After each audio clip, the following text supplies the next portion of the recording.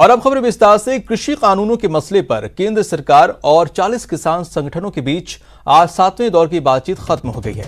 ये बैठक पिछली 6 बैठकों की तुलना में ज्यादा सकारात्मक रही और दोनों पक्ष बातचीत के माहौल से खुश नजर आए। सरकार और किसान संगठनों के बीच अब अगली वार्ता 4 जनवरी को होगी। घंटों चली बैठक के बाद केंद्रीय कृषि मंत्री नरेंद्र सिंह तोमर ने बैठक के बारे में जानकारी देते हुए कहा कि आज किसान आंदोलन से संबंधित यूनियन के नेताओं के साथ बैठक खत्म हुई। यूनियन के नेताओं के साथ आज की बैठक में 4 विषयों में से 2 विषयों पर रजामंदी हुई।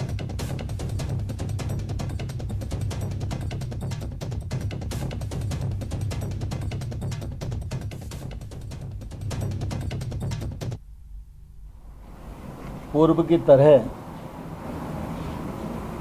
बहुत अच्छे वातावरण में सौहार्दपूर्ण वातावरण में संपन्न हुई। जो 4 विषय चर्चा के लिए रखे थे उनमें 2 विषयों पर आपसी रजामंदी सरकार और यूनियन के बीच में हो गई है। कानून के विषय में और एमएसपी के विषय में चर्चा अभी पूर्ण नहीं हुई है, चर्चा जारी है और हम लोग 4 तारीख को 2 बजे फिर से इकट्ठा होंगे और इन विषयों पर चर्चा को आगे बढ़ाएंगे। और बढ़ते अगली खबर पर। बातचीत के बाद किसान संगठनों के नेता बेहद खुश नजर आए। किसान नेता राकेश टिकैत ने ऐलान किया कि सरकार के खिलाफ ट्रैक्टर रैली को स्थगित कर दिया गया है। अब अगली बैठक 4 जनवरी को होगी, जिसमें एमएसपी को लेकर चर्चा की जाएगी।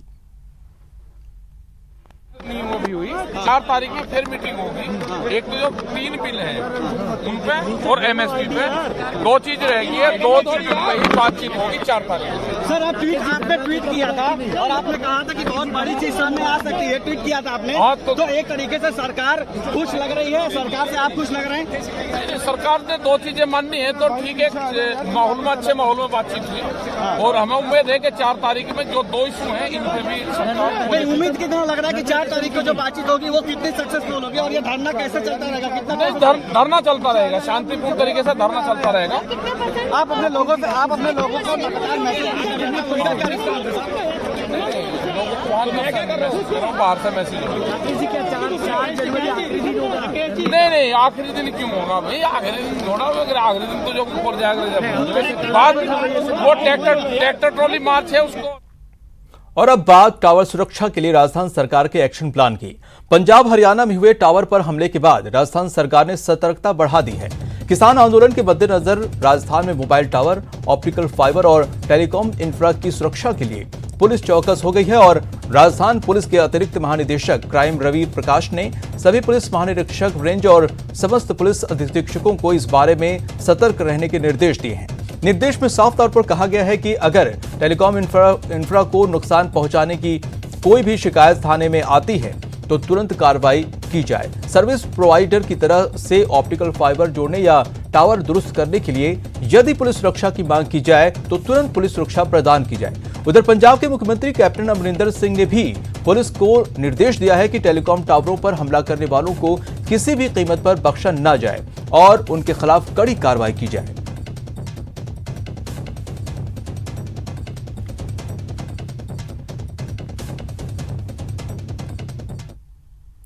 और अब बात कर्मचारियों को न्यू ईयर गिफ्ट की करते हैं। सरकार की तरफ से कर्मचारियों के लिए नए साल से पहले बड़ी खुशखबरी है।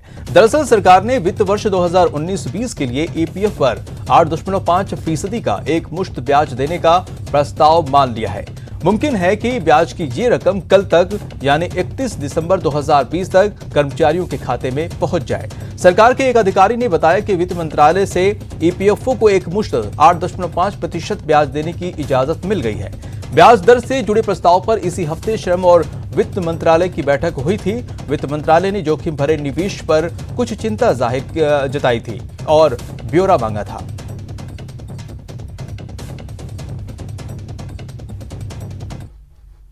और करते हैं अगली खबर का। वरिष्ठ नेता भूपेंद्र सिंह शक्तावत ने हाथ का साथ छोड़कर कमल का दामन थाम लिया है। भूपेंद्र सिंह शक्तावत को बीजेपी के प्रदेश अध्यक्ष सतीश पूनिया ने पार्टी की सदस्यता दिलाई। इस मौके पर भूपेंद्र सिंह ने कहा कि पार्टी मां होती है और मां से फिर से मिलन हुआ है। भूपेंद्र ने छोड़ा हाथ का साथ। प्रदेश बीजेपी में भूपेंद्र की री एंट्री। घर लौटे भूपेंद्र।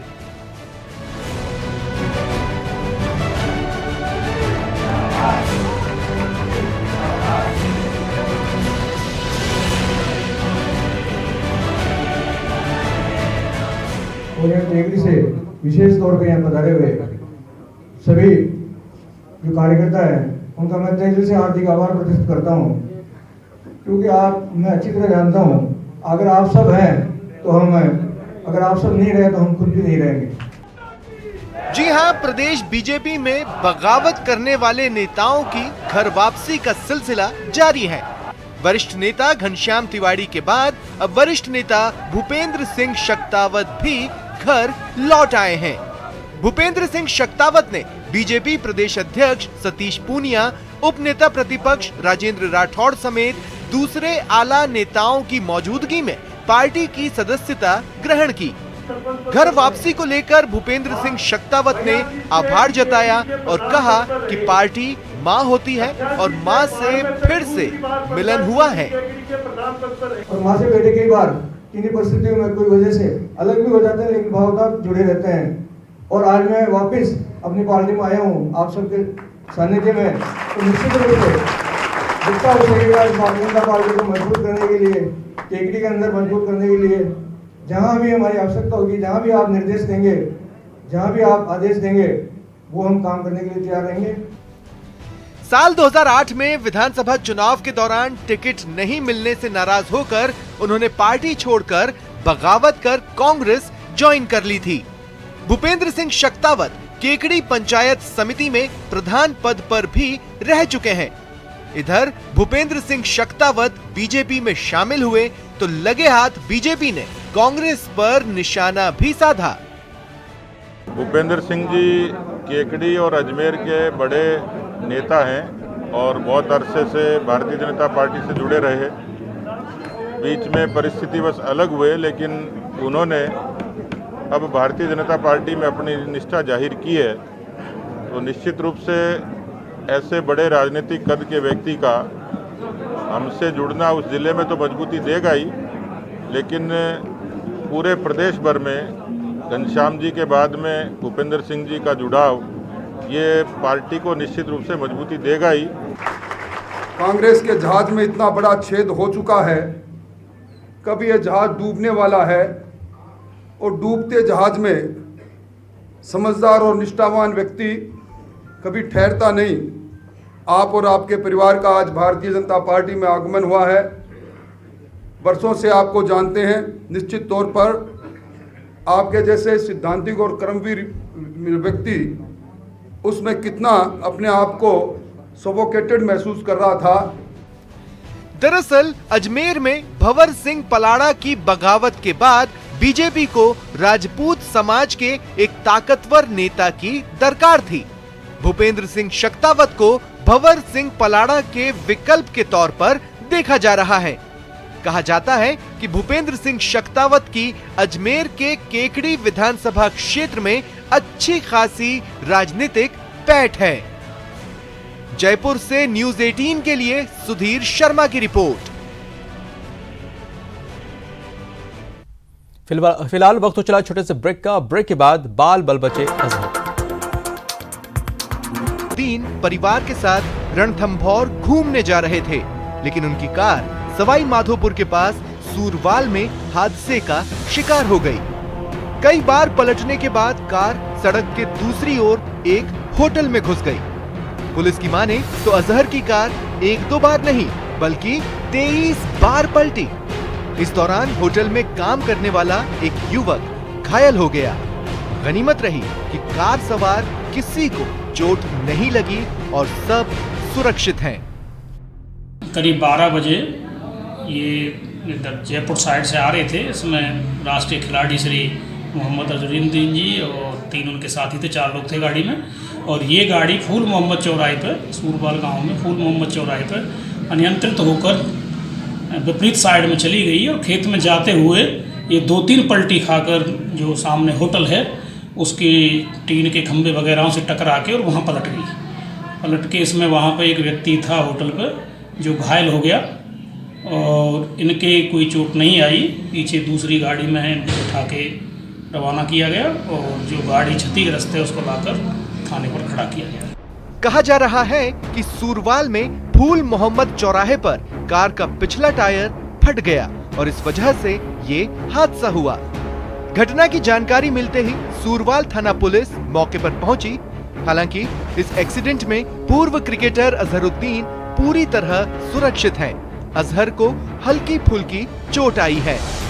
सवाई माधोपुर से न्यूज़ 18 के लिए गिरिराज शर्मा की रिपोर्ट। मरुधरा में नए साल का जश्न मनाने के लिए सैलानियों की बहार है। देश भर से पर्यटक मरुधरा पहुंच रहे हैं और कह रहे हैं गाइडलाइन से करेंगे 2021 का स्वागत। सैलानियों की बहार, रखिए नियमों का ख्याल। दिन में देखिए मरुधरा के रंग, रात में मत डालिए रंग में भंग। गाइडलाइन से करेंगे 2021 का स्वागत। पूरी तैयारी है, पर्यटकों की धूम है, मरुधरा गुलजार है। देश भर के पर्यटक नए साल का जश्न मनाने मरुधरा पहुंच रहे हैं। मौका है साल 2020 को बाय बाय कहने का और साल 2021 के वेलकम का। जैसलमेर में अचानक पर्यटकों की आवक बढ़ गई है। इतना कि हर पर्यटन स्थल गुलजार है।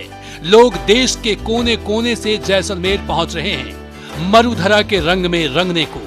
जैसलमेर में पर्यटकों की संख्या बढ़ रही है तो सावधानी और कोरोना के गाइडलाइंस का भी पूरा पालन किया जा रहा है। पर्यटन नगरी जैसलमेर जो स्वर्ण नगरी के नाम से पूरी दुनिया में विख्यात है, इन दिनों गुलजार है। उन पावनों की आवक से जो यहाँ पर आ चुके हैं नव वर्ष की पूर्व संध्या को सेलिब्रेट करने के लिए। जैसलमेर इन दिनों भरा पड़ा है उन पर्यटकों की आवक से, जहाँ पर चारों तरफ नजर जाती है तो पर्यटक ही पर्यटक नजर आते हैं। चाहे गढ़ीसर की बात करें, सोनार दुर्ग की बात करें, बड़ा बाग की बात करें, पटवा हवेली की बात करें, जहाँ पर मैं अभी खड़ा हूँ, वहाँ पर आप देख सकते हैं मेरे पीछे इतने सारे पर्यटक यहाँ पर घूमने आए हैं और जो नव वर्ष की पूर्व संध्या है उसका आनंद यहाँ पर लेके हम बात करेंगे। हमारे साथ चंद पर्यटक हैं, उनसे। हेलो, क्या नाम है आपका? नेहा। कहाँ से आई हैं आप? दिल्ली। दिल्ली से आई हैं आप। नव वर्ष की पूर्व संध्या को एंजॉय करने के लिए यहाँ पर? यस।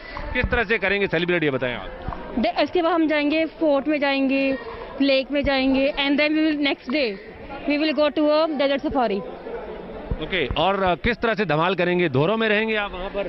कैंप्स एंड ऑल में रहेंगे, बॉनफायर करेंगे, डांस करेंगे। बहुत सारे पर्यटक यहाँ पर आ रहे हैं, घूम रहे हैं और वो नव वर्ष की पूर्व संध्या का आनंद लेंगे। हमारे साथ चंद और पर्यटक। क्या नाम है बेटा आपका? आराध्य गुप्ता।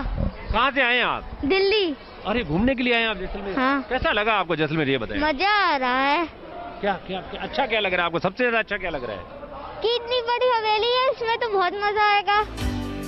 जोधपुर में भी 2020 को अलविदा कहने और नए साल के स्वागत के लिए पर्यटकों की भीड़ है। 2020 जाने को है और स्वागत के लिए तैयार है पूरा जोधपुर 2021 के लिए। कड़वी मीठी यादों के बीच अलविदा 2020। लेकिन इस बीच जोधपुर के मेहरानगढ़ में आप देख सकते हैं कि तमाम जो डोमेस्टिक सीजन के टूरिस्ट हैं वो यहाँ पहुँच चुके हैं। काफ़ी गुलजार ये मेहरानगढ़ फोर्ट नज़र आ रहा है। आप साफ तौर पर देख सकते हैं कि लंबी लंबी कतारें यहाँ पर टिकट को लेकर है, क्योंकि कोरोना काल के बावजूद ये लोग जोधपुर को देखने पहुँचे हैं। जोधपुर पर्यटन नगरी के तौर पर जाना जाता है। यहाँ का मेहरानगढ़ किला, उम्मेद भवन पैलेस को देखने लाखों पर्यटक हर साल यहाँ पहुँचते हैं, लेकिन चूंकि कोरोना के चलते इतनी संख्या अब नहीं थी। बहरहाल आप देख सकते हैं तमाम जो लोग हैं यहाँ पहुँच रहे हैं, काफ़ी संख्या में टूरिस्ट यहाँ पहुँचे हैं। कुछ से बात भी करते हैं कि आखिर कहाँ से आए हैं आप? हम भिलवाड़ा से आए हैं। भिलवाड़ा यहाँ आने के बाद ऐसा लग रहा है कि जैसे कि स्वर्ग में आ गए। जिस प्रकार से जोधपुर का नाम है सूर्य नगरी, वास्तविकता में यहाँ का जो तेज है वो देख करके जो पूरे जो हम जोधपुर इस फोर्ट के अंदर घूमे हैं, यहाँ की जो वास्तुकला हो या उसकी सांस्कृतिक धरोहर हो, यह देख करके हृदय जो हमारा है बहुत आनंद से परिस्फुटित होने लग गया है। हालांकि कोरोना की वजह से इस साल सख्ती कुछ ज्यादा ही है। जश्न मनाने की आजादी तो है, लेकिन दिन में, क्योंकि कोरोना संक्रमण के चलते पहले ही राज्य सरकार ने प्रदेश भर में नाइट कर्फ्यू लगा रखा है। पर नाके लगाए जा रहे हैं, जो कि जिला पुलिस की तरफ से भी लगेंगे, ट्रैफिक की तरफ से भी लगेंगे। लाइन से भी इनको फोर्स दिया जा रहा है, जो कि उनको सहयोग करेंगी। नाइट कर्फ्यू के चलते शाम 7 बजे के बाद से ही बाजारों को भी बंद करने के निर्देश हैं। जयपुर पुलिस ने भी तमाम तैयारियां पूरी कर ली है, ताकि कोई गुपचुप तरीके से या फिर किसी पार्टी में लोग एकत्रित ना हो सके। यानी इस बार गाइडलाइंस से करेंगे 2021 का स्वागत। Bureau report, news 18 network. और अब देखते हैं क्राइम टॉप 10। भरतपुर में एसीबी ने क्रय विक्रय सहकारी समिति के अतिरिक्त रजिस्ट्रार रवित सोनी को 50,000 की रिश्वत लेते रंगे हाथों धर दबोचा है। साथ ही उनके सहयोगी हरदयाल धाकड़ को भी गिरफ्तार किया है। जैसलमेर में पूर्व सरपंच के बेटे का वीडियो सोशल मीडिया पर वायरल हो रहा है, जिसमें सरपंच का बेटा शराब पीकर गालियां दे रहा है और बंदूक दिखाकर गोली मारने की धमकी दे रहा है। जोधपुर पुलिस कमिश्नर जोस मोहन बेलगाम खाकी पर नकेल कसने को लेकर एक्शन में है। इसके लिए उन्होंने एक व्हाट्सएप नंबर और ईमेल आईडी जारी कर पुलिसकर्मियों की शिकायत दर्ज कराने की व्यवस्था की है। अब जोधपुर वासी रिपोर्ट दर्ज करने में लापरवाही करने वाले पुलिसकर्मियों की शिकायत व्हाट्सएप नंबर पर दर्ज कर सकते हैं। अलवर जिले के मालखेड़ा थाना क्षेत्र के नावली गांव में एक 11 साल के बच्चे की निर्मम हत्या हुई थी, लेकिन पुलिस अब तक आरोपियों का पता नहीं लगा पाई है, जिससे नाराज परिजनों ने मालखेड़ा थाने का घेराव करके आरोपियों को गिरफ्तार करने की मांग की है। करौली में रिटायर्ड कर्मचारी की हत्या मामले का पुलिस ने खुलासा कर दिया है। पुलिस ने आरोपी को गिरफ्तार किया है। टोंक के बालपुरा में संतों के साथ हुई मारपीट और डकैती मामले में पुलिस ने चारों आरोपियों को गिरफ्तार किया है। आरोपियों को यूपी से गिरफ्तार किया गया। श्रीगंगानगर पुलिस ने ऑनलाइन सट्टे के खिलाफ 2 अलग अलग जगह कार्रवाई की और इस दौरान 4 आरोपियों को गिरफ्तार किया। भीलवाड़ा के सुभाष नगर थाना क्षेत्र में भूमाफियाओं ने मिलकर एक परिवार पर हमला बोल दिया, जिसके कारण परिवार की 2 महिलाएं गंभीर रूप से घायल हो गईं, जिन्हें उपचार के लिए महात्मा गांधी चिकित्सालय में भर्ती करवाया गया। चूरू के दोपालसर में कंबल बांटने को लेकर हुए विवाद में एक युवक ने अपने बहन पर ही चाकू से हमला कर दिया। हमले में युवक घायल हो गया।